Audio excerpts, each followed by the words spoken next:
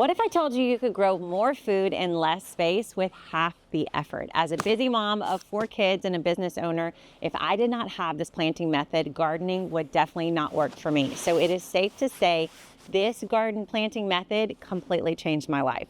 So in the next few minutes, I'm going to detail all the things about this planting method. First, how I learned it. And surprisingly, it was not from a gardening book. It's from a very different kind of place. Second, I'm going to show you how you can implement this planting method without using a chart or looking up every single plant you want to put into your garden.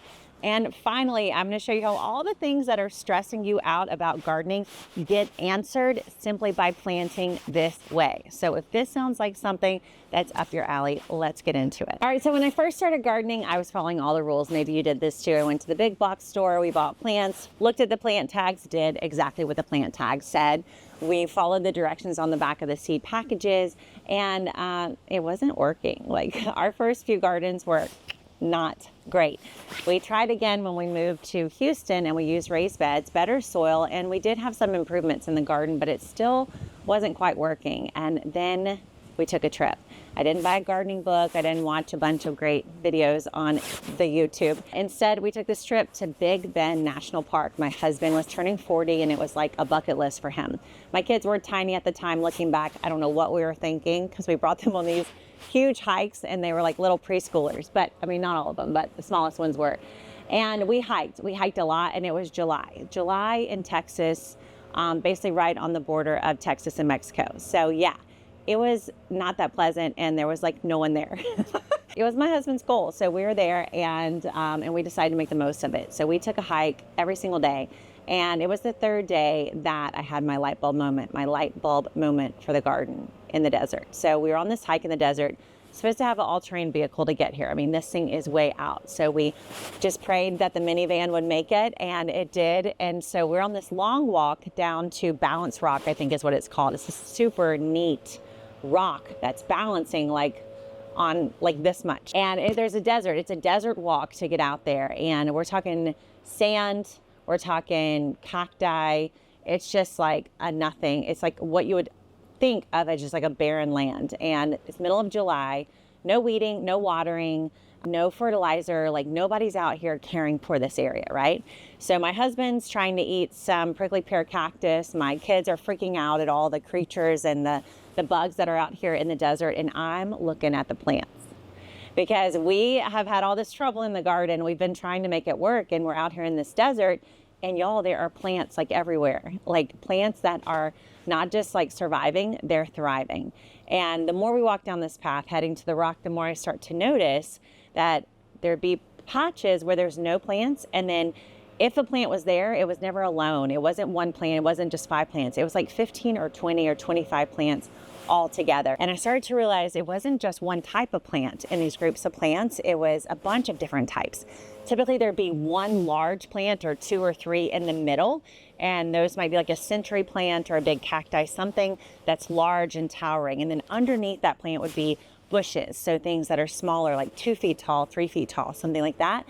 And then underneath those medium-sized plants were all these sprawling, crawling plants, kind of like ground covers that were just kind of creeping out further away from the main area. And it happened again and again. It was clearly a pattern. Plants loved growing together, 10, 15, 25 plants in a clump, different sizes, large, medium, and small, and they were all working together to stay alive in even the harshest conditions. And that was my light bulb moment. So I brought that home, and when I started to plant my garden that next season, I was like, I am not following the rules anymore. I'm going to do what I saw in that national park. And so I started to group plants together, large, medium, and small, in every single bed. I never left space around the plants. I made sure that I used every single square inch of the garden, and I planted it as thickly, as intensively as possible.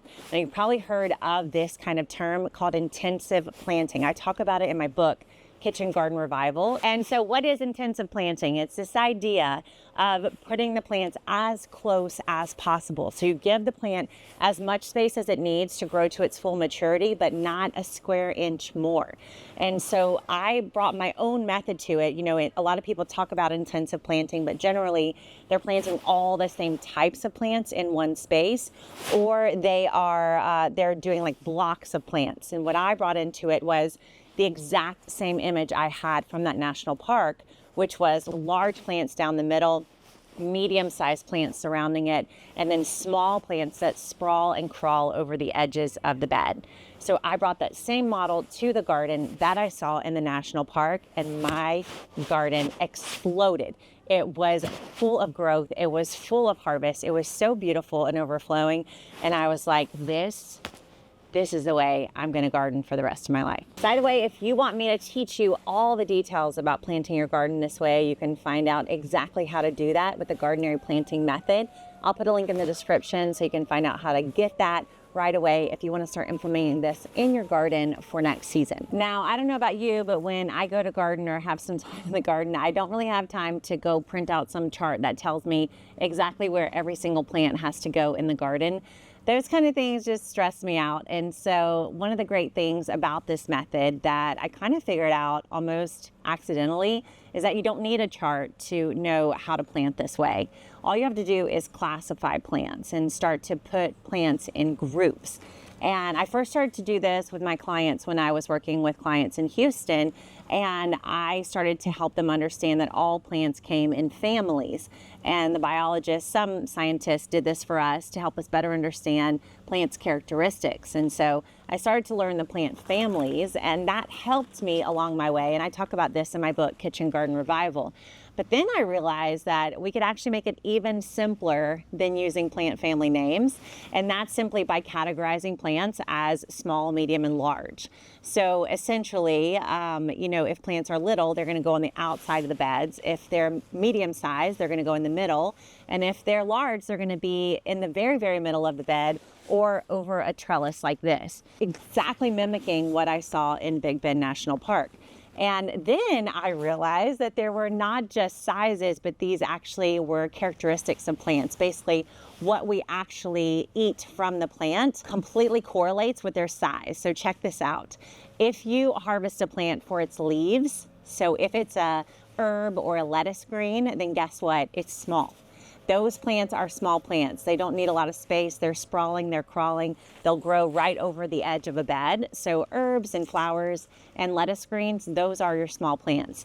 And then if you're growing a plant to eat its root, so something like beets or carrots or radishes, potatoes, those things can be classified as medium-sized plants. They take up a little bit more space and need a little bit more sun and time to grow in the garden. And then if you're growing a plant to eat its fruit, something like a tomatillo, a bean, a cucumber, a tomato, then that's going to be a large plant. Those need a lot more space. They're going to be nice and big and tall, and they're going to take up more room in the garden. So we have small, medium, large, or leaves, roots, and fruit. I mean, how easy is that? So when you plan out your garden, you're going to think fruit in the middle, then the root crops, and then the leaves on the outside, and no more chart necessary. I mean, that's a gardening system even I can remember. Speaking of leaves, roots, and fruit, I wrote a whole book literally called Leaves, Roots, and Fruit. So if you want to get that, we'll put the link in the description below too. Let's talk about this method and the issues, because every single time I show people my gardens and how intensively we plant them, when people see that, they go, what about the disease? Doesn't this make all these plants, harbor disease when their leaves are touching, things like that? What about the pests? Don't pests just completely obliterate those plants since they're so closely planted together? And what about production? Doesn't this slow the plant's production when they're all growing so closely? But the crazy thing is, this planting method doesn't cause those problems. It actually solves them. So first, let's talk about the pest issue. When you plant this way, you are going to have lots of herbs and flowers all around the border of the garden. You're going to have so much variety inside your beds. And so all that variety, all those different smells and textures, it actually interrupts pests as they're attacking your plants. So they might eat from one plant, but as soon as they travel to the next, it's going to be a different kind of plant and generally isn't their host. So this wide variety of plants actually helps prevent pests rather than causing them. The same is true for disease. Now, I do have a whole intensive planting pledge you have to take, and that includes pruning quite a bit. So you do have to do some work, but all the work is essentially pruning and harvesting, which I don't know about you, but if I have to pick a garden task to do, those are the two I want to be doing. So you do have to do a little bit of pruning to prevent the disease. But again, we get the prevention of all these different plants growing together, and the way the chemistry of these plants works together, it actually helps to keep the plants healthier. Think about anytime you've been in nature, think about anytime you've been on a walk. Do you see just one kind of plant growing in the wild? No. Do you see just one plant growing all by itself with nothing but bare soil around it? Obviously not. What you see in nature are plants all grouped together growing in this wild way. And I can bet you probably see very little disease when you see those plants. These plants love to grow like this, and it's actually a protection against pests and disease, not a cause of it. Finally, production. I hear so many people say, well, when all those plants are growing so closely together, you probably don't get the most that you can from each and every plant. And this, again, is where those two responsibilities come into play. You do have to prune and you do have to harvest. Let me tell you the things that actually do slow the production of your plants. That is running out of water, that is being choked out by weeds, or running out of great nutrients in the soil. And this planting method prevents those things from happening. So when you have covered the entire soil bed with plant matter, then the water stays in the soil. It doesn't evaporate. The worst thing you can have for a plant is open soil space. In those spaces, that's where the water is going to leave the soil quickest and dry out those plants. That's what's going to slow productivity of your plant. Or if you have lots of open soil, it's also going to lose its nutrients fast. One of the worst things you can do for your soil is have it open to the sun. The sun is going to scorch that soil and dry it out, take out the nutrients that otherwise could be used by your plants. So when you cover your soil with lots of plant mass, you actually increase the productivity of each of those plants because they're going to keep the water inside the soil. There's not going to be weeds taking up space that otherwise could be productive plants, and the nutrients that are so necessary to grow each of those plants stays in the soil rather than evaporating and being burned out by too much heat and too much sunlight. So all the things you're worried about happening in the garden, like pests and disease and lack of production, they actually get answered with this planting method. So I have to be honest, when I first started using this planting method and had success in my own garden, I was skeptical. I was like, maybe this only works for me. And then I started my business in 2015. I started putting in gardens all over my city and town. And I at first held back. I didn't plant exactly the way I'd been doing in my own garden. And then I decided to go all in and take the exact same planting method I was using and put it into all these brand new beginner gardeners. And let me tell you, the results were crazy good. People were calling me, clients were like, I don't know what to do with all this produce. Like, my biggest problem is figuring out what to do with everything I'm picking. And it happened again and again and again. People that had never gardened before literally promised me that they had no green thumb were suddenly sending me pictures of the meals they were making from their garden every single week. So this planting method didn't just change my life. It's literally changed thousands of our clients and students since I started teaching it way back in like 2017. So if you are stressed about pests or disease, or you think your garden is never going to produce, if you're just tired of working really hard in the garden for this much production, then you have got to try my garden planting method. I love teaching this, and I teach all the details about it inside of Gardenary 365. This is our most affordable service where I teach you how to garden just the way I do. We have coaches that help you for your specific region, and then we even tell you what to do every single day of the year so that you can eat from your garden every single day of the year. That's why it's called Gardenary 365, because there's 365 days of the year, except on leap year, then it's 366. But that was confusing. Anyway, if you want to start making the garden way more fun, way less stressful, if you're a busy person like me and you just want to have great, delicious, fresh food, but you don't have a ton of time to do it, you've got to try out Gardenary 365. We'll put the link in the description right below this video. I want to know what you think about my planting method, and if you've ever been to a national park. If you have, tell me what the plants look like there. and if you're committed to making your garden look more wild like the national park, because I am all about it. Thanks for watching. Don't forget to subscribe, hit that like button. Tell everybody you know that they should come and watch this video so they're not stressed about gardening either. Thanks for watching. Bye for now.